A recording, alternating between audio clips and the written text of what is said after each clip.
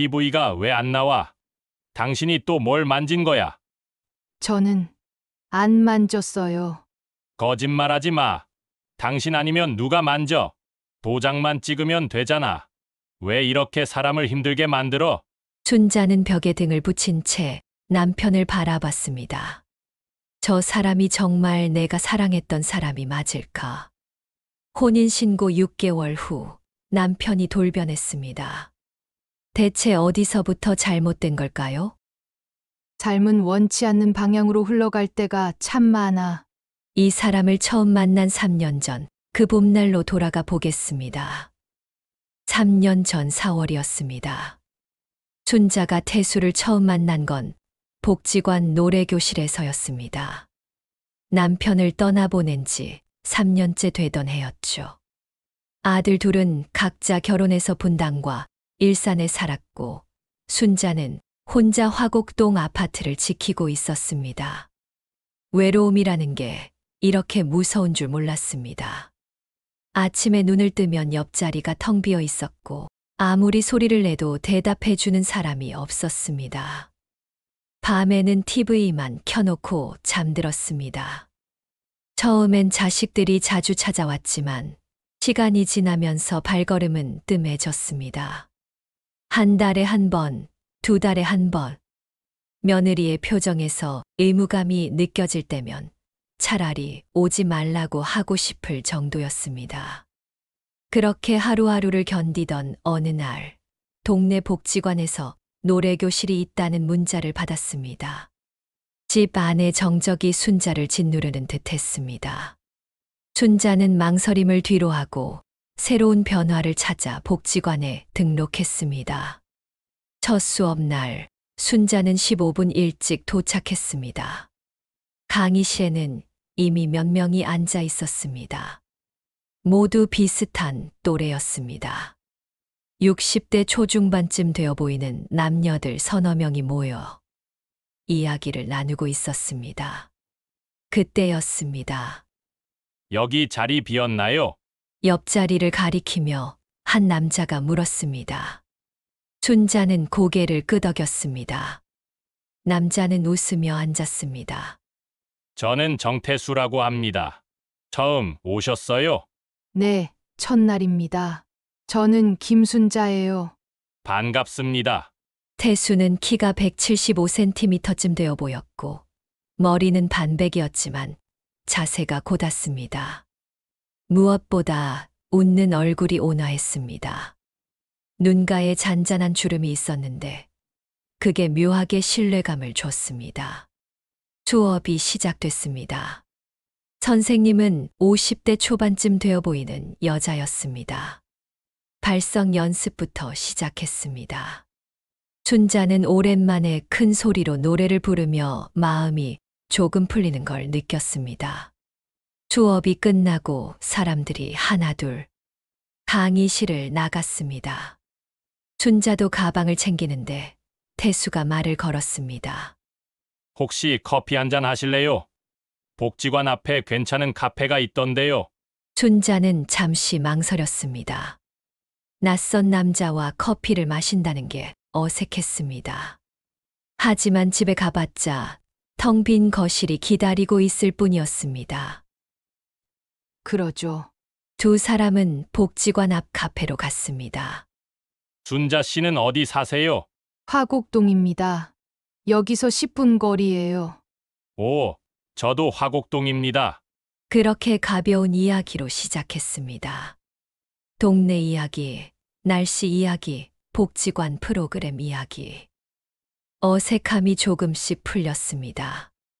1시간쯤 지났을 때 태수가 조심스럽게 물었습니다. 가족은 어떻게 되세요? 아들 둘 있습니다. 다 결혼해서 분가했고요. 남편은 3년 전에 세상을 떠났습니다.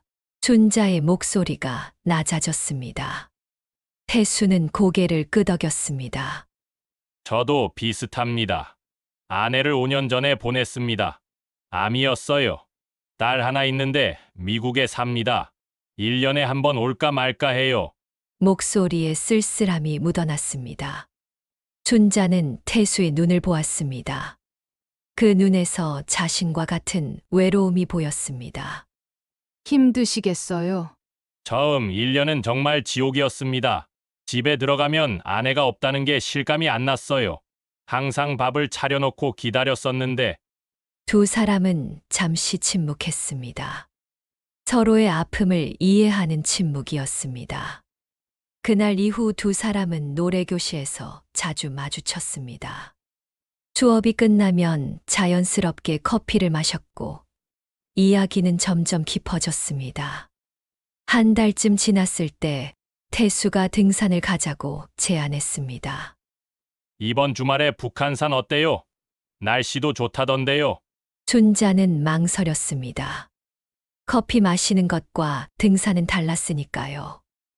하지만 거절할 이유도 없었습니다. 좋습니다. 토요일 아침 9시 두 사람은 북한산 입구에서 만났습니다.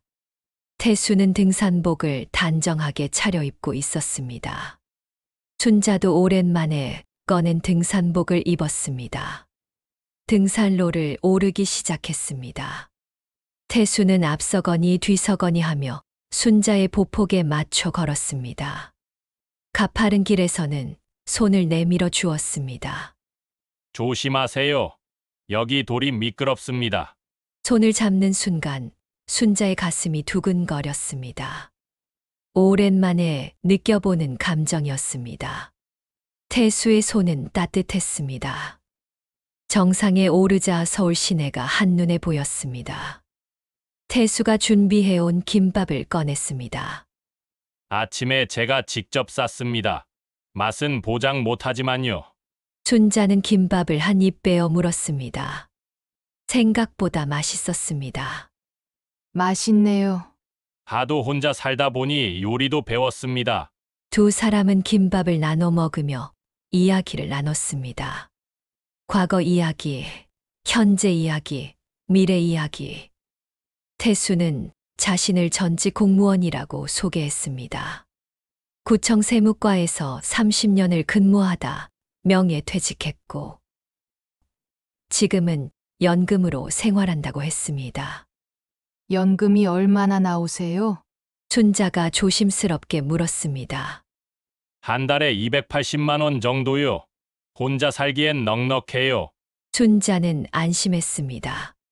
최소한 경제적으로 문제가 없는 사람이라는 뜻이었으니까요. 그날 하산길에 태수가 물었습니다. 다음 주에도 등산 갈래요? 순자는 웃으며 고개를 끄덕였습니다. 그렇게 3개월이 지났습니다. 순자와 태수는 일주일에 2~3번씩 만났습니다. 노래교실, 등산, 영화 관람, 전시회. 함께 보내는 시간이 늘어날수록 순자는 태수에게 마음을 열어갔습니다. 태수는 완벽한 신사였습니다. 식사 후에는 항상 계산을 했고 순자가 무거운 짐을 들면 대신 들어주었습니다. 버스에서는 자리를 양보하고 비가 오면 우산을 씌워 주었습니다.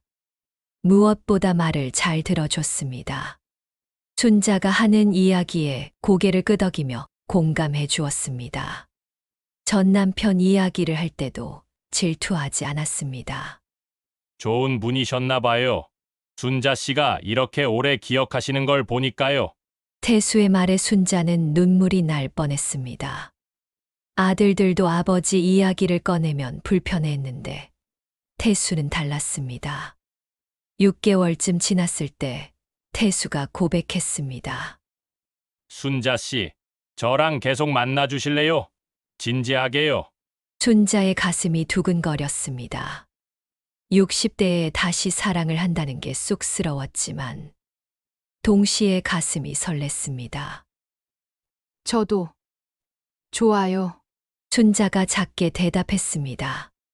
태수는 환하게 웃으며 순자의 손을 잡았습니다. 행복하게 해줄게요. 약속합니다. 그날 밤 순자는 집에 돌아와 거울을 보며 웃었습니다. 60대에 다시 연애를 하다니 가슴이 20대로 돌아간 것 같았습니다. 하지만 문제가 있었습니다. 아들들이었습니다. 일주일 후 순자는 큰아들 준호에게 전화했습니다. 준호야, 엄마가 할 얘기가 있어. 뭔데요? 엄마가 요즘 좋은 분 만나고 있어. 전화기 너머로 침묵이 흘렀습니다. 한참 후에 준호가 물었습니다. 무슨 소리예요? 남자요? 응, 복지관에서 만난 분인데 참 좋은 사람이야. 엄마, 나이가 몇인데 무슨 연애예요? 괜히 골치 아픈 일 만들지 마세요. 준호의 목소리가 차가웠습니다. 준호야, 엄마도 사람이야. 혼자 살기 외로워. 그래도 그렇지. 엄마, 그냥 친구로 지내시면 안 돼요? 왜 친구로만 지내야 돼? 엄마가 재혼하면 안 되는 거야? 혼인신고는 좀. 재산 문제도 복잡해지고, 나중에 무슨 일 생기면 누가 책임져요? 순자는 할 말을 잃었습니다. 작은 아들 준석에게도 전화했지만 반응은 비슷했습니다. 아들들을 설득하기가 쉽지 않았습니다. 며칠 후 순자는 태수에게 아들들의 반응을 말했습니다. 태수는 고개를 끄덕였습니다. 당연한 반응입니다. 자식들이 어머니 걱정하는 거죠. 제가 직접 만나서 인사할까요? 정말요? 네. 당당하게 인사드리고 제 진심을 보여드리고 싶습니다. 순자는 고마웠습니다. 태수의 적극적인 모습이 더욱 믿음직스러웠습니다. 한 달 후 순자는 아들 둘을 불러 태수를 소개했습니다. 식당에 모여 저녁 식사를 함께 했죠. 처음 뵙겠습니다. 저는 정태수라고 합니다. 태수는 정중하게 인사했습니다. 준비해온 선물도 건넸습니다. 준호에게는 양주를, 준석에게는 건강식품을 건넸습니다. 준호와 준석은 냉담했습니다. 태수의 직업, 경제력, 가족 관계를 꼬치꼬치 캐물었습니다. 공무원이셨다고요? 어느 부서였어요? 구청 세무과에서 30년 근무했습니다. 연금은 얼마나 나오시는데요? 한 달에 280 정도 나와요. 혼자 살기엔 넉넉합니다. 집은 있으세요? 원룸에서 지내고 있어요. 전세고요. 전세요. 본인 집은 없으신 거네요. 태수는 당황하지 않고 대답했습니다. 네. 딸이 미국에 있어서 큰 집이 필요 없었습니다. 지금 사는 곳으로 충분합니다. 식사 내내 아들들의 태도는 차갑기만 했습니다. 식사를 마치고 태수가 먼저 자리에서 일어났습니다. 오늘 식사 감사했습니다. 어머님을 진심으로 아끼고 있습니다. 걱정 끼쳐드리지 않을게요. 태수가 나간 후 준호가 순자에게 말했습니다. 엄마, 저 사람 별로예요. 집도 없고, 딸이랑도 연락 안 하고. 뭔가 숨기는 게 있는 것 같아요. 그런 게 아니야. 착한 사람이야. 착하면 뭐해요? 엄마가 재혼하시면 재산 문제 복잡해진다니까요. 준석도 거들었습니다. 엄마, 진짜 재혼하실 거면 조건을 확실히 하세요. 집은 절대 명예 바꾸시면 안 됩니다. 그 집은 아버지가 남긴 거예요. 알았어. 걱정하지 마. 순자는 아들들을 안심시켰지만 마음은 무거웠습니다. 집으로 돌아가는 길, 순자는 태수에게 전화했습니다. 태수 씨, 오늘 고생 많으셨어요. 괜찮습니다. 아드님들이 어머님을 걱정하시는 게 당연하죠. 미안해요. 애들이 좀 차갑게 대했죠. 아닙니다. 저도 딸이 있으니까 이해합니다. 시간이 지나면 괜찮아질 겁니다. 태수의 목소리는 여전히 따뜻했습니다.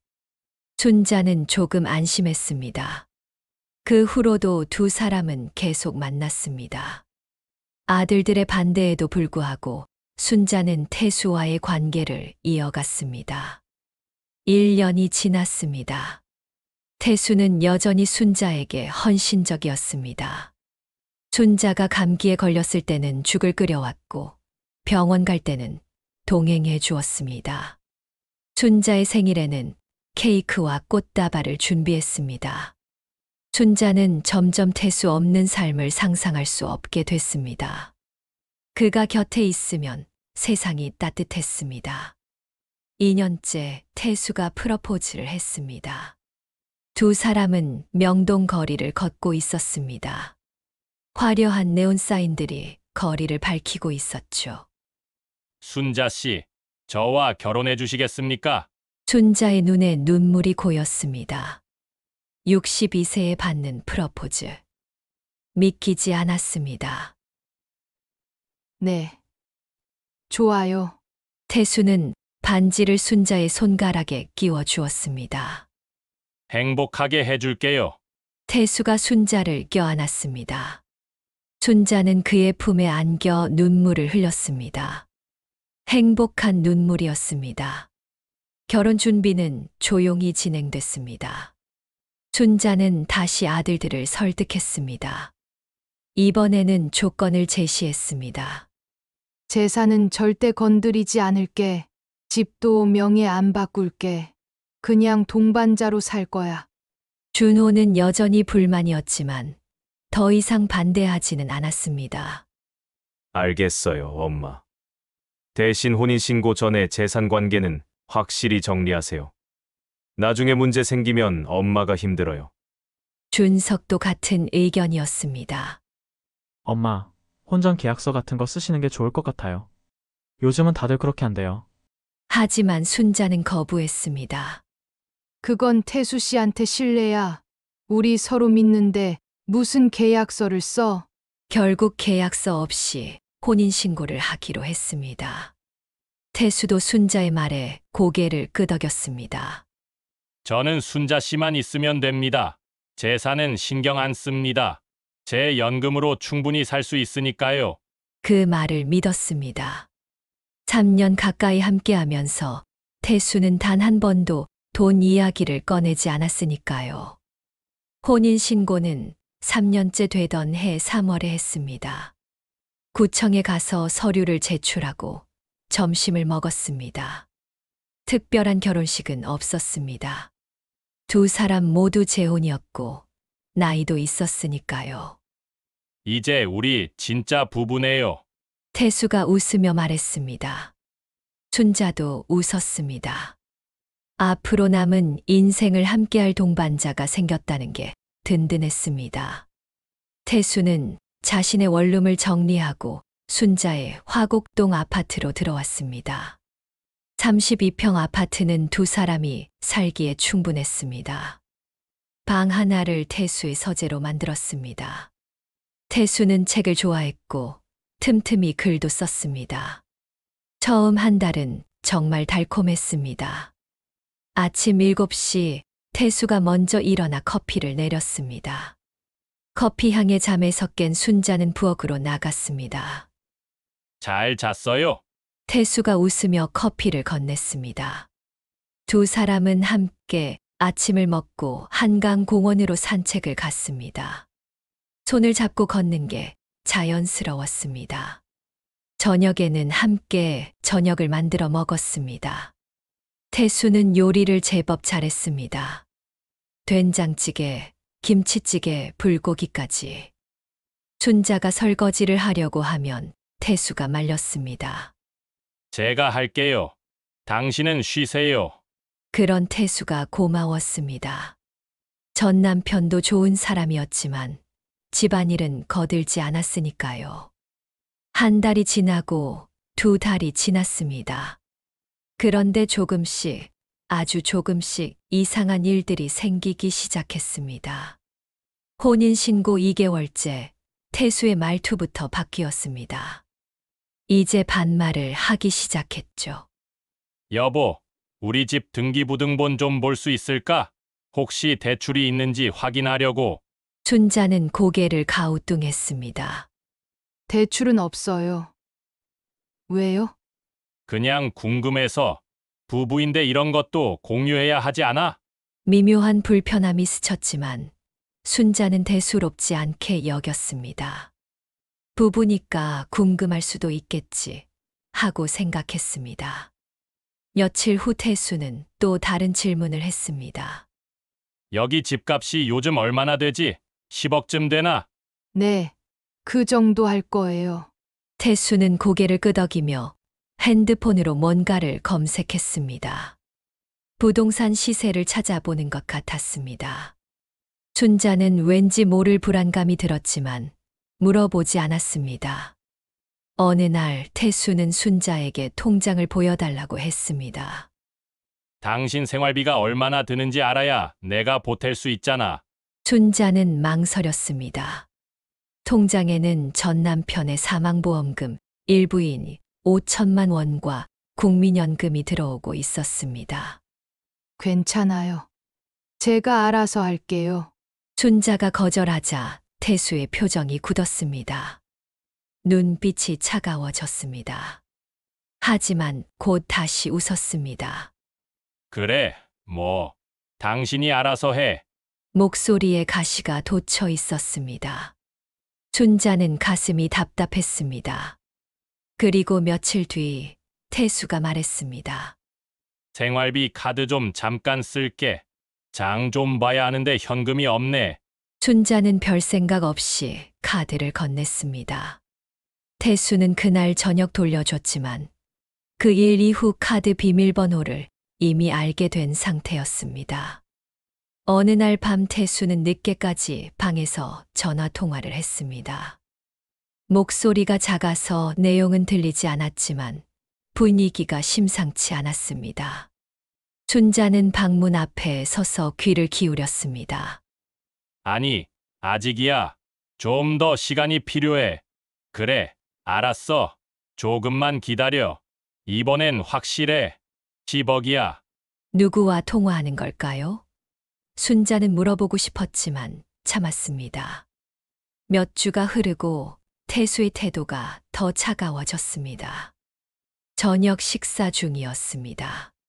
춘자가 반찬을 덜어주려고 하자 태수가 젓가락을 탁 내려놓았습니다. 오늘 반찬이 왜 이래? 맨날 반찬이 왜 똑같아? 오늘 장을 못 봐서 그래요. 내일은 다른 거 할게요. 내일. 내일은 무슨 내일이야? 지금 당장 나가서 사와. 밖에 비 오는데 비 오는 게 무슨 상관이야? 나가서 사오라고. 태수가 소리를 질렀습니다. 춘자는 놀라서 움찔했습니다. 태수는 그 모습을 보더니 비웃었습니다. 겁먹었어? 춘자는 우산을 들고 밖으로 나갔습니다. 빗속에서 마트까지 걸어가는 동안 눈물이 섞여 흘러내렸습니다. 시간이 더 지나고 태수는 집안일을 하나도 돕지 않았습니다. 설거지도, 청소도, 빨래도. 춘자가 부탁해도 못 들은 척 했습니다. 설거지 좀 부탁해도 될까요? 춘자가 조심스럽게 물었습니다. 내가 왜 해야 되지? 이 집이 내 집도 아닌데. 냉소적인 말투였습니다. 춘자는 울컥했지만 참았습니다. 한 달이 지나고 드디어 폭탄이 터졌습니다. 춘자가 부엌에서 설거지를 하고 있을 때였습니다. 거실에서 태수의 목소리가 들렸습니다. 순자야, 이리 좀 와봐. 할 얘기가 있어. 춘자는 앞치마를 벗으며 거실로 나갔습니다. 소파에 앉은 태수의 표정이 굳어 있었습니다. 테이블 위에는 서류 몇 장이 놓여 있었습니다. 뭔데요? 춘자가 물었습니다. 태수는 서류를 순자 쪽으로 밀었습니다. 집 명의 이전 서류야. 우리 이제 부부인데 상관없지 않아? 다른 부부들도 보면 집 명의는 남편으로 해두는 경우가 많아. 춘자의 심장이 쿵 내려앉았습니다. 서류 맨 위에는 순자의 이름과 주소가 인쇄되어 있었습니다. 화곡동 아파트. 전 남편이 남긴 유일한 유산이었습니다. 이건 좀 생각을 해봐야 할 것 같아요. 춘자가 조심스럽게 말했습니다. 태수의 얼굴이 일그러졌습니다. 생각을 해. 우리가 남이야? 부부잖아. 부부는 모든 걸 함께 하는 거야. 목소리가 점점 커졌습니다. 춘자는 처음 보는 태수의 모습에 당황했습니다. 그래도 이건 전 남편이 남긴 거라서요. 애들한테도 할 말이 있어야 하고, 애들이 뭔데? 우리 부부 일에 자식들이 왜 나와? 태수가 벌떡 일어났습니다. 춘자는 본능적으로 한 발짝 물러섰습니다. 공기가 무거웠습니다. 태수 씨, 진정하세요. 우리 차근차근 이야기해요. 차근차근, 뭘 차근차근 해? 도장 하나만 찍으면 되는 거잖아. 태수의 목소리가 아파트 전체에 울려 퍼졌습니다. 그날 밤 태수는 순자와 말을 하지 않았습니다. 침대에 등을 돌리고 누워서 코를 골았습니다. 순자는 잠을 이룰 수 없었습니다. 머릿속이 복잡했습니다. 혹시 내가 오해한 걸까?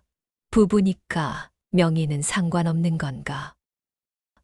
하지만 아들들과의 약속도 있었고, 무엇보다 이 집은 전 남편의 유산이었습니다. 다음 날 아침 태수는 아무 일도 없었다는 듯 아침을 먹었습니다. 하지만 대화는 없었습니다. 순자가 말을 걸어도 건성으로 대답할 뿐이었습니다. 며칠이 지났습니다. 태수는 점점 더 냉랭해졌습니다. 함께 산책도 하지 않았고 저녁 식사 후엔 곧바로 방으로 들어갔습니다. 일주일째 되던 날 순자가 참다 못해 물었습니다. 왜 이래요? 내가 뭘 잘못했어요? 당신이 뭘 잘못했는지 모르겠어. 부부인데 집 하나 명예 못 바꿔준다는 게 말이 돼? 그건 전 남편이 남긴 거라서요. 아들들한테도 약속했고, 아들들, 당신 자식들이 나를 뭘로 보는 거야? 나를 도둑으로 보는 거야? 그런 게 아니잖아요. 그냥 시간을 두고, 시간이 얼마나 필요한데? 우리 혼인신고한 지가 벌써 6개월이야. 태수는 소파를 쾅 치고 일어났습니다. 순자는 움찔했습니다. 태수의 눈빛이 낯설었습니다. 그날 밤부터 태수는 본격적으로 압박을 시작했습니다.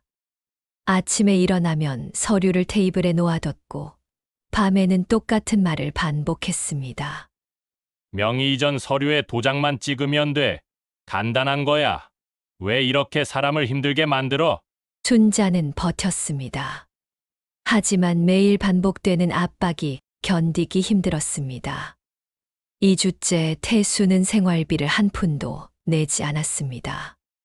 예전엔 한 달에 50만 원씩 식탁에 올려놨는데 이제는 아무것도 없었습니다.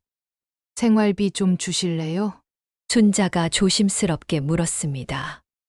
태수는 코웃음을 쳤습니다. 내가 왜 줘야 되지? 이 집이 내 집도 아닌데. 명의 이전하면 줄게. 순자는 할 말을 잃었습니다. 3주째 태수는 외출이 잦아졌습니다.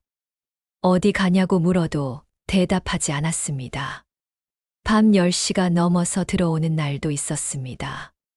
술 냄새를 풍기며 들어와서는 곧바로 방으로 들어갔습니다. 한 달째 상황은 더욱 악화됐습니다. 한 달 반이 지났을 때 폭력이 시작됐습니다. TV가 왜 안 나와? 당신이 또 뭘 만진 거야? 태수가 소리를 질렀습니다. 그러더니 갑자기 테이블 위에 TV, 리모컨을 집어들었습니다. 그리고 순자를 향해 던졌습니다. 쾅! 리모컨이 순자의 이마를 스쳤습니다. 아, 손이 본능적으로 이마로 올라갔습니다. 저는 안 만졌어요. 순자의 목소리가 떨렸습니다. 거짓말하지 마. 당신 아니면 누가 만져? 순자는 몸을 웅크렸습니다. 이마에서 흘러내린 피가 눈썹을 타고 눈가로 번졌습니다. 치아가 붉게 물들었습니다. 명의 이전 서류에 도장만 찍으면 이런 일 없어. 왜 이렇게 사람을 힘들게 만들어? 순자는 대답하지 못했습니다. 손으로 이마를 누른 채 화장실로 비틀거리며 들어갔습니다. 거울 속 자신의 얼굴이 낯설었습니다. 순자는 휴지로 상처를 누르고 화장실 바닥에 주저앉아 울었습니다. 소리 내지 않으려고 입을 막았지만 눈물이 멈추지 않았습니다. 그날 밤 순자는 큰아들 준호에게 전화하려다 말았습니다. 준호에게 뭐라고 말해야 할까요? 재혼한 남편한테 맞았다고. 그럼 아들이 뭐라고 할까요? 순자는 전화기를 내려놓고 한숨을 쉬었습니다. 다음 날 아침 태수는 아무 일도 없었다는 듯 아침을 먹었습니다. 순자의 이마에 붙인 밴드를 보고도 아무 말 하지 않았습니다. 그 이후로 폭력은 점점 더 심해졌습니다. 닷새 후 순자가 명의 이전을 거부하자 태수가 순자의 팔을 잡아당겼습니다. 도장 찍어. 아파요. 순자가 비명을 질렀습니다. 팔에 멍이 들었습니다. 태수는 손을 놓으며 비웃었습니다. 이 정도로 아파. 약골이네. 일주일 후 태수는 순자를 벽으로 밀쳤습니다. 언제까지 버틸 건데? 어차피 내 거 될 건데. 순자는 그날 밤 몰래 사진을 찍었습니다. 팔에 멍, 이마에 상처. 증거를 남겨야 한다고 생각했습니다. 열흘 후 더 심각한 일이 벌어졌습니다. 순자가 통장에서 돈을 인출하려고 하자 잔액이 이상했습니다. 5천만 원이 있어야 하는데 4,200만 원밖에 없었습니다. 800만 원이 사라졌습니다. 순자는 은행에 문의했습니다. 직원이 거래 내역을 확인해 주었습니다. 지난주 수요일에 800만 원이 인출됐네요. ATM기에서요. 저는 안 뽑았는데요. 순자는 집으로 돌아와 태수를 추궁했습니다. 혹시 내 통장에서 돈 뽑았어요? 태수는 태연하게 대답했습니다. 급한 일이 있어서 곧 갚을 거야. 왜 허락도 안 받고? 부부인데 뭐가 허락이 필요해? 어차피 공동 재산 아니야. 아니죠. 그건 내 돈이에요. 그래? 그럼 집도 당신 거고. 그럼 나는 뭐야? 세입자야. 태수의 목소리가 높아졌습니다. 순자는 더 이상 참을 수 없었습니다. 더 이상 혼자 버틸 수 없다는 걸 깨달았습니다. 다음 날 아침 태수가 외출했습니다. 순자는 그 틈을 타서 태수의 방을 뒤지기로 했습니다. 죄책감이 들었지만 진실을 알아야 했습니다. 서재로 들어가 책상 서랍을 열었습니다. 서류들이 가득했습니다. 통장 사본, 계약서, 그리고 낯선 여자의 사진. 순자의 손이 떨렸습니다. 사진 속 여자는 60대쯤 되어 보였습니다. 단정한 옷차림에 환하게 웃고 있었습니다. 뒷면에는 글씨가 적혀 있었습니다. 2019년 10월 김영희 목동 아파트 5억 8천. 순자는 사진을 내려놓고 서류를 더 뒤졌습니다. 사진 속 낯선 여인들 이름과 금액만 다를 뿐 사진 3장 모두 같은 패턴이었습니다. 순자는 바닥에 주저앉았습니다. 태수는 연쇄 결혼 사기꾼이었습니다. 최소한 3명의 여자에게 같은 짓을 했습니다. 손이 떨렸습니다.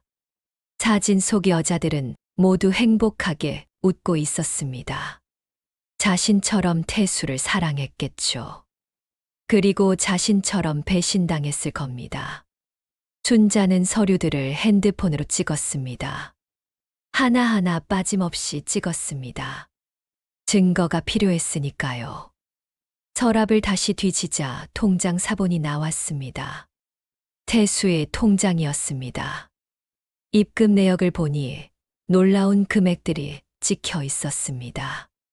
2017년 5월 5억 2천만 원 입금, 2019년 10월 5억 8천만 원 입금, 2020년 4월 7억 원 입금. 모두 집을 판 돈이었습니다. 그런데 출금 내역도 있었습니다. 며칠 후 큰 금액이 빠져나갔습니다. 출금처를 보니 강월랜드였죠. 도박이었습니다. 태수는 사기로 빼앗은 돈으로 도박빚을 갚은 것이었습니다. 춘자는 더 뒤지다가 낡은 일기장을 발견했습니다. 펼쳐보니 태수의 글씨였습니다. 2016년 박순이를 만났다. 복지관 노래교실 60대 과부 은평구 아파트 소유 괜찮은 타깃이다. 3년 계획으로 접근한다. 2019년 김영희와 혼인신고 완료. 이제 6개월만 기다리면 된다. 이번에야말로 대박이다. 빚을 다 갚을 수 있다. 2020년 최미경을 만났다. 조건이 좋다. 춘자는 일기장을 읽으며 구역질이 났습니다. 모든 게 계획이었습니다. 3년간의 연애도, 다정한 태도도, 프러포즈도 모두 연기였습니다. 2024년 김순자와 혼인신고 화곡동 아파트 10억. 이번이 마지막이다. 빚만 갚으면 은퇴한다. 춘자는 일기장을 핸드폰으로 찍었습니다. 춘자는 모든 서류를 사진으로 찍고 서랍을 정리했습니다. 태수가 눈치채면 안 됐습니다. 그날 저녁 순자는 태수가 들어오기 전에 복지관으로 갔습니다. 노래교실 선생님을 찾아갔습니다. 선생님, 혹시 김영희 씨라고 아세요? 선생님은 고개를 갸우뚱했습니다. 김영희 씨요? 아, 그분. 예전에 여기 다니셨죠? 정태수 씨랑 같이요. 춘자의 심장이 쿵 내려앉았습니다. 언제요? 한 5년 전쯤이요. 두 분이 사이좋게 다니시더니 어느 날 갑자기 안 나오셨어요. 김영희 씨만요. 정태수 씨는 그 후에도 계속 나오셨죠. 박순희 씨는요? 아, 박순희 씨도 아시네요. 그분도 정태수 씨랑 같이 다니셨어요. 김영희 씨보다 더 전에요. 한 7년 전쯤. 춘자는 모든 게 확실해졌습니다. 집으로 돌아와서 순자는 곧바로 검색을 시작했습니다. 놀랍게도 기사가 나왔습니다. 60대 여성 재혼 사기 피해 호소. 3년 연애 끝에 결혼했으나 진명이 이전 후 남편 잠적. 춘자는 숨이 막혔습니다. 최미경은 결국 집을 뺏겼습니다. 그리고 태수는 도망갔습니다. 더 검색하자 비슷한 기사들이 쏟아졌습니다. 김영희, 박순희도 비슷한 피해를 입었습니다. 모두 60대 과부였고 모두 재산이 있었습니다. 그리고 모두 혼인신고 후 6개월에서 1년 사이에 집을 뺏겼습니다. 패턴이 똑같았습니다. 춘자는 그날 밤 잠을 이루지 못했습니다. 태수가 옆에서 코를 골고 있었지만 이제는 무섭기만 했습니다. 저 사람이 언제 또 폭력을 휘두를지 몰랐습니다. 다음 날 아침 순자는 가까운 경찰서를 찾아갔습니다. 신고하고 싶습니다. 춘자가 떨리는 목소리로 말했습니다. 경찰관이 고개를 끄덕였습니다. 무슨 일이세요? 춘자는 태수의 사진과 어제 찍어둔 서류들을 보여줬습니다. 경찰관은 서류를 훑어보더니 고개를 저었습니다. 할머니, 이거 결혼 사기로 보기 어려운데요. 부부 사이 갈등 아닙니까? 아닙니다. 이 사람이 다른 여자들한테도 똑같이 했습니다. 춘자가 김영희, 박순희, 최미경의 자료를 보여줬습니다. 경찰관은 진지하게 서류를 보더니 고개를 끄덕였습니다. 일단 조사는 해볼 수 있는데 증거가 약합니다. 혼인신고를 한 부부니까 명의이전 요구 자체가 범죄는 아니거든요. 실제로 명의이전이 됐거나 재산 피해가 발생했어야 처벌이 가능한데 그런 명의 이전을 당하기 전에는 아무것도 못하는 겁니까? 네, 안타깝지만 그렇습니다. 다만 가정폭력은 신고할 수 있습니다. 상처 사진 있으세요? 춘자는 핸드폰을 꺼내 이마와 팔의 상처 사진을 보여줬습니다. 경찰관이 고개를 끄덕였습니다. 이건 가정폭력으로 신고 가능합니다. 접수하시겠습니까? 네. 순자는 가정폭력 신고서를 작성했습니다. 일단 남편분을 조사해 보겠습니다. 그리고 선생님은 이혼 소송을 준비하세요. 집 명의 이전은 절대 하지 마시고요. 그리고 통장 비밀번호도 바로 바꾸세요. 네, 알겠습니다. 순자는 경찰서를 나서며 조금 안심했습니다. 최소한 누군가에게 도움을 청했으니까요. 경찰서를 나와 순자는 동네 법률상담소를 찾아갔습니다. 변호사는 40대 초반쯤 되어 보이는 여자였습니다. 순자의 이야기를 듣더니 고개를 끄덕였습니다. 전형적인 결혼 사기입니다. 다만 입증이 어렵습니다. 혼인신고를 한 부부니까 재산 분할 청구권도 생기거든요. 그럼 집을 뺏길 수도 있다는 얘기입니까? 명의 이전을 하지 않으셨으니 괜찮습니다.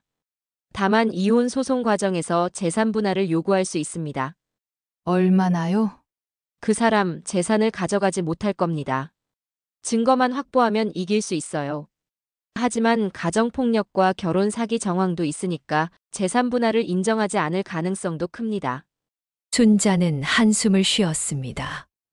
이혼 소송은 얼마나 걸려요? 빠르면 6개월, 길면 1년 정도 걸릴 겁니다. 그동안 같이 살아야 합니까? 분리 거주를 추천합니다. 집에서 나가시거나 남편을 내보내시거나. 가정폭력이 있으니까 접근금지 명령도 신청할 수 있습니다. 순자는 메모를 했습니다. 변호사가 말을 이었습니다. 다른 피해자들을 찾아보세요. 김영희, 박순희, 최미경 씨. 함께 고소하면 승소 확률이 훨씬 높아집니다. 패턴 범죄라는 게 입증되면 재산 분할 청구도 기각될 가능성이 큽니다. 어떻게 찾습니까? 기사에 나온 분들이니까 기자를 통해 연락처를 알아낼 수 있을 겁니다. 제가 도와드릴게요. 고맙습니다. 순자는 처음으로 희망을 느꼈습니다. 집으로 돌아오는 길, 순자는 큰아들 준호에게 전화했습니다. 준호야, 엄마 좀 도와줘. 왜요? 엄마, 무슨 일세요? 순자는 모든 걸 털어놨습니다. 태수의 폭력 명의 이전 요구, 그리고 다른 피해자들의 존재까지. 준호는 충격을 받은 듯 한동안 말이 없었습니다. 엄마, 왜 진작 말씀하시지 않으셨어요? 미안해. 엄마가 창피했어. 지금 어디세요? 제가 바로 갈게요. 아니야, 괜찮아. 경찰서랑 변호사 상담 다 받았어. 이제 이혼할 거야. 잘하셨어요. 그 짐승 같은 놈이 감히. 엄마, 저 가만히 못 있어요. 제가 가서 그 놈을. 준호의 목소리가 떨렸습니다. 화가 난 듯했습니다. 그날 저녁 준호와 준석이 함께 집으로 왔습니다. 태수가 나가 있을 때였습니다. 아들들은 순자의 상처를 보고 분노했습니다. 이 자식이 감히 엄마한테. 준호가 주먹을 쥐었습니다. 괜찮아. 엄마가 알아서 할게. 엄마, 오늘 저희랑 같이 가세요. 여기 있으면 위험합니다. 하지만 순자는 고개를 저었습니다. 아니야. 엄마가 도망가면 안 돼. 여기서 버텨야 해. 그날 밤 태수가 집에 돌아왔을 때 아들들은 이미 떠난 후였습니다. 태수는 순자를 보더니 비웃었습니다. 자식들 불렀어. 그래서 뭐가 달라져? 순자는 대답하지 않았습니다. 태수는 방으로 들어가며 중얼거렸습니다. 어차피 넌 날 떠날 수 없어. 순자는 주먹을 꽉 쥐었습니다. 이제 더 이상 참지 않을 겁니다.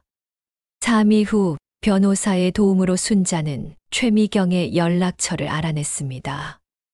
떨리는 손으로 전화를 걸었습니다. 여보세요? 저는 김순자라고 합니다. 정태수 씨의 부인입니다. 전화기 너머로 숨소리가 들렸습니다. 한참 후에 최미경이 말했습니다. 그 사람, 아직도 그러고 있군요. 네. 저도 당하고 있습니다. 만나서 이야기 좀 나눌 수 있을까요? 다음 날 순자와 최미경은 카페에서 만났습니다. 두 사람은 각자의 이야기를 나눴습니다. 놀랍게도 패턴이 똑같았습니다. 복지관에서의 만남, 다정한 태도, 혼인신고, 후의 돌변, 명의 이전 요구.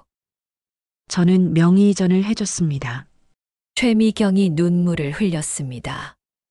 그 사람이 너무 좋았거든요. 의심하지 못했습니다. 명의 이전하고 일주일 후에 그 사람이 집을 팔았습니다. 그리고 사라졌죠.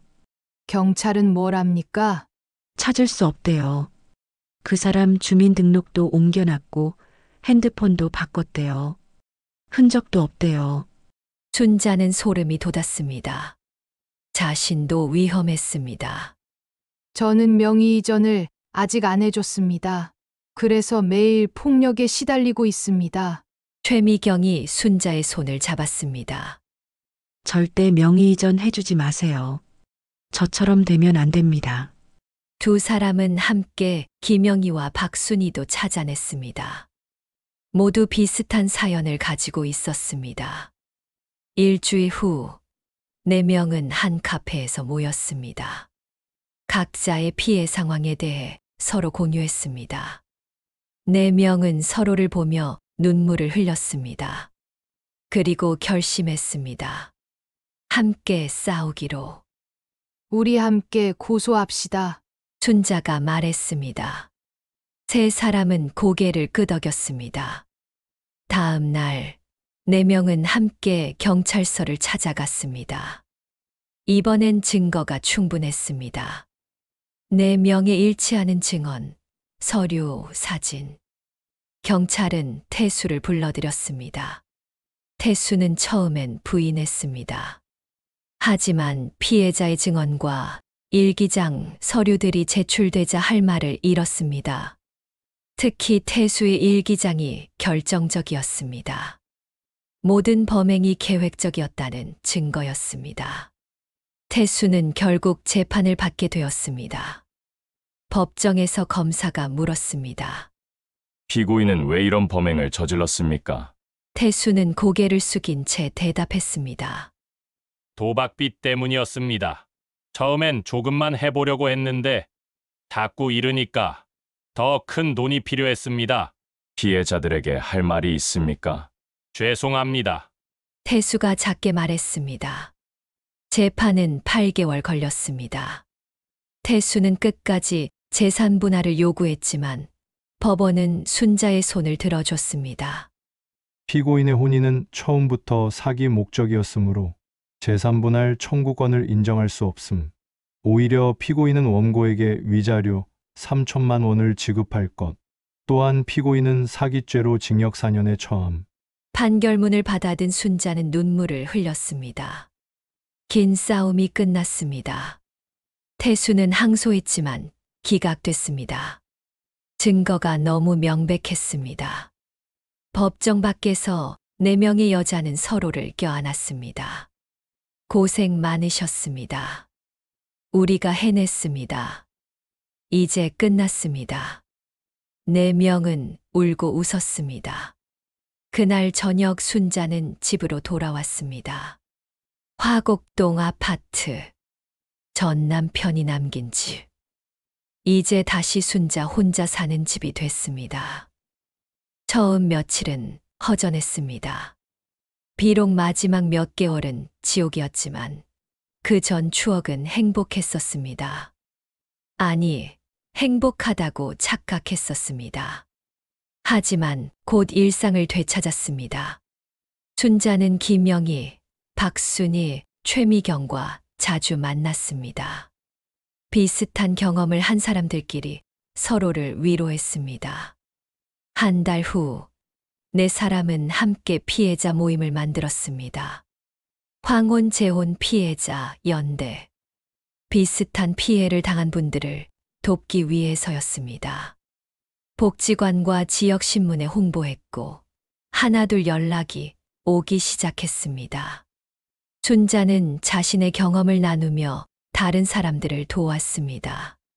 법률 상담을 연결해주고 증거 수집을 도와주고 경찰서에 동행해 주었습니다. 어느 날 저녁 순자는 아파트 베란다에서 석양을 바라봤습니다. 노을이 아름다웠습니다. 그때 핸드폰이 울렸습니다. 준호였습니다.